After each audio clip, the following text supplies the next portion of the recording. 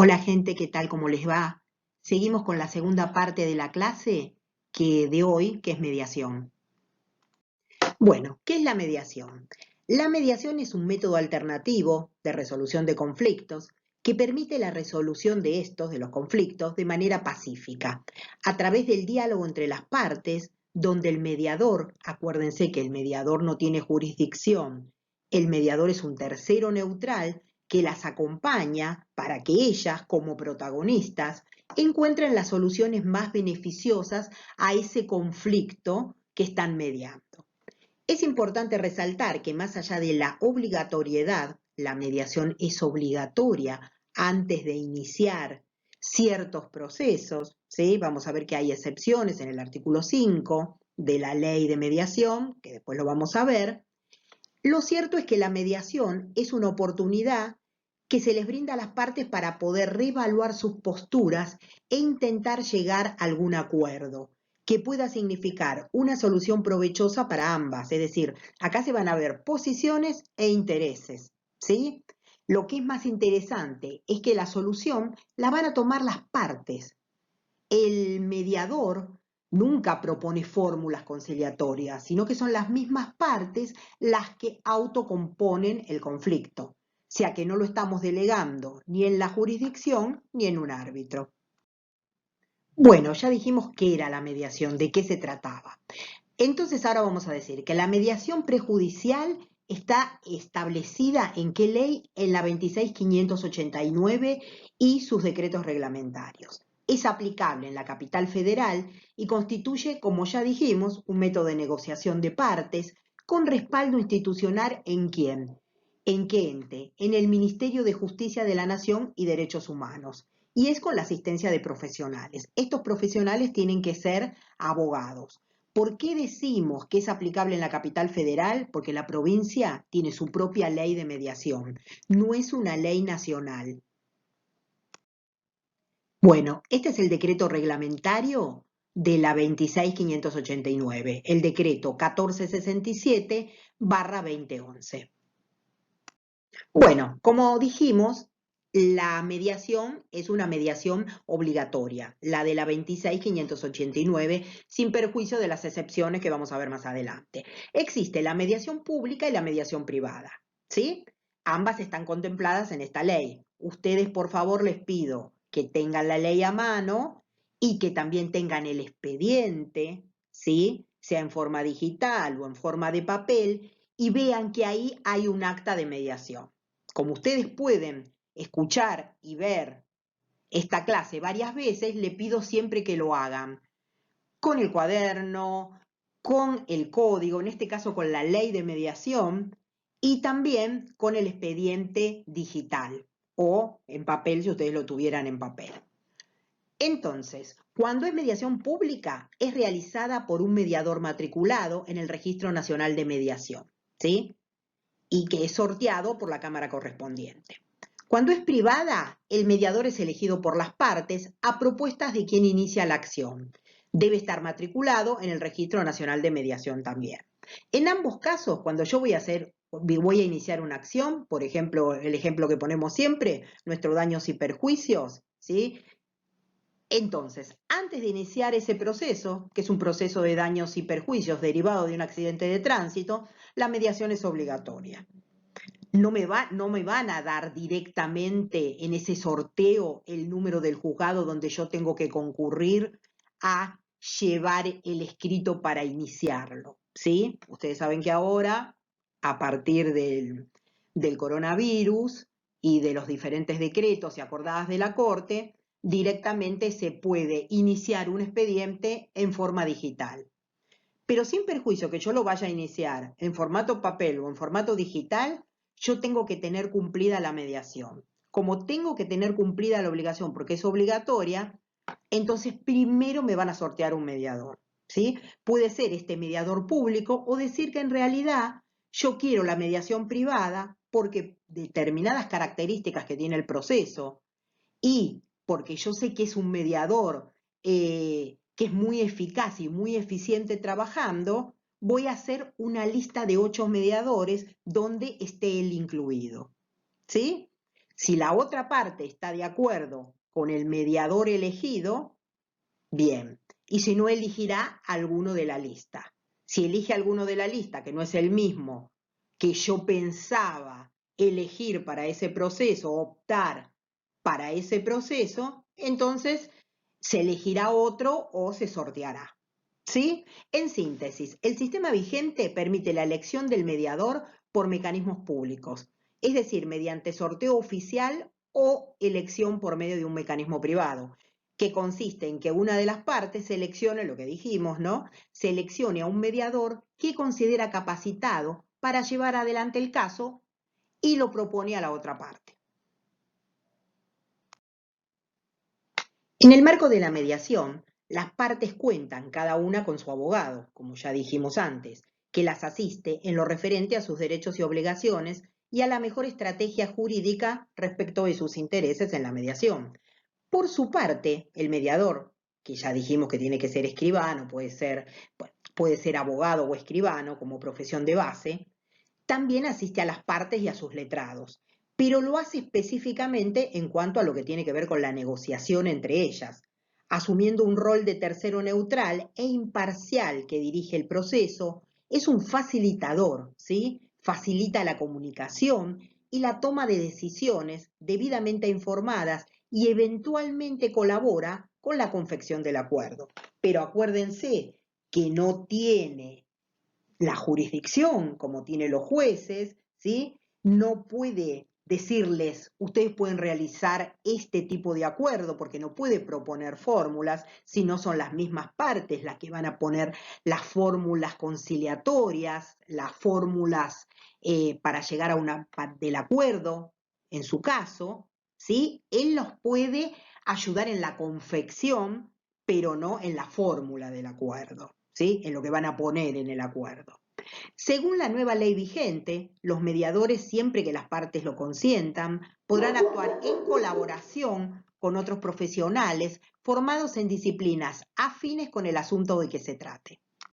Bueno, repasamos. ¿Cómo inicia una mediación? Como dijimos en la mediación pública, el mediador es sorteado por la Cámara correspondiente, por ejemplo en nuestro caso, en la Cámara Civil, y este fija posteriormente la fecha de la audiencia a la que se debe concurrir con un abogado. Como dijimos, es obligación que tanto el requerido como el requirente, el requerido es el que inicia, ¿sí? Y el requerido es al que lo vamos a llamar para que comparezca a la mediación, tienen que concurrir con un abogado, no pueden ir sin abogado, ¿sí?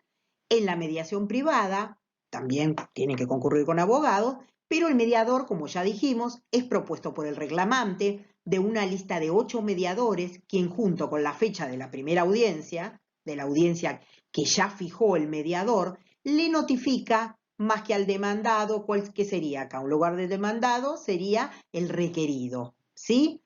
Que le notifica que se ha iniciado el proceso y que el demandado puede o no aceptar la propuesta con respecto a la lista de los mediadores.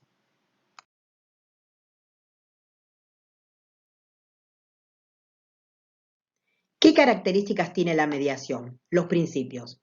La mediación se caracteriza por los principios de celeridad, ¿sí? Es un método que tiene que ser rápido. La mediación no es como un proceso, no va a durar 2 años, ¿sí? Es un método rápido. La neutralidad e imparcialidad. ¿Se acuerdan que dijimos que el mediador es un tercero, neutral e imparcial? Porque él no va a tomar ninguna posición, sino que va a tratar de encauzar a las partes en sus intereses y posiciones. ¿Para qué? Para que puedan autocomponer el conflicto. Pero él es neutral, ¿sí? E imparcial. El tema de la confidencialidad. Todo lo que se diga en la mediación, salvo que se deje asentado en el acta de mediación que no es confidencial, yo no lo puedo después hacer valer en el proceso, ¿sí? Ni tampoco yo podría llamar al mediador como testigo para que acredite algo que se ha dicho en la mediación, ¿sí? Porque juega este principio, el principio de confidencialidad. ¿Para qué es este principio justamente? Para poder tratar de llegar a un acuerdo. Si no las partes, si no existiera este principio de confidencialidad, nunca llegarían a un acuerdo porque nunca tampoco mostrarían sus intereses y sus posiciones abiertamente. Por eso es necesario este principio, sin perjuicio que las partes podrían dejarlo de lado. ¿Sí? Después también está el consentimiento informado, que ya hablamos, y la participación directa de las partes en la solución de la controversia, autocomposición. Ustedes saben que los mediadores, y si no lo saben, los mediadores tienen métodos justamente métodos de negociación, para tratar de que las partes puedan solucionar su conflicto y principalmente ver cuál es el conflicto, porque a veces hay mucho subjetivo dentro de un conflicto, dentro de un proceso. Justamente tratar de sacar estos intereses o estas posiciones y tratar de acercarlas, ver las posiciones e intereses de uno y las posiciones e intereses del otro y tratar de llegar a un medio donde nadie gane y nadie pierda, y en realidad se gana y se pierde, perdón, ¿sí? Las dos partes ganan y pierden. Como dijimos, la mediación prejudicial es una instancia obligatoria, ¿sí? Salvo las excepciones establecidas en el artículo 5º. Por ejemplo, cuando el Estado es parte, tanto el Estado provincial, el Estado nacional, el Estado municipal, no necesitan ir a mediación. Las acciones penales, los amparos, diligencias preliminares, prueba anticipada, procesos de inhabilitación, de declaración de incapacidad, juicios sucesorios, concursos preventivos y quiebras, convocatorias a asambleas de copropietarios previstas en la ley, justamente en el artículo 10 de la ley 13.512, los conflictos de competencia de la justicia del trabajo y los procesos voluntarios. Bueno, ¿cómo inició la mediación? Ya lo habíamos visto. Pero bueno, viene bien para hacer algunas salvedades con respecto a las excepciones que hablamos recién del artículo 5º de la ley de mediación. Con respecto a los juicios sobre desalojos y ejecución de alquileres, la mediación es optativa. ¿Qué significa esto? Que no tengo la obligación, salvo en esta situación de emergencia, ¿sí? Y hasta septiembre del 2020, que eso quedó establecido en el decreto 320/20 de este año, que nos dice que las mediaciones en los procesos de desalojo van a ser obligatorias, ¿sí? Mientras tengamos la duración de este decreto, ¿sí? De este DU 320/20, las mediaciones en los procesos de desalojo van a ser obligatorias.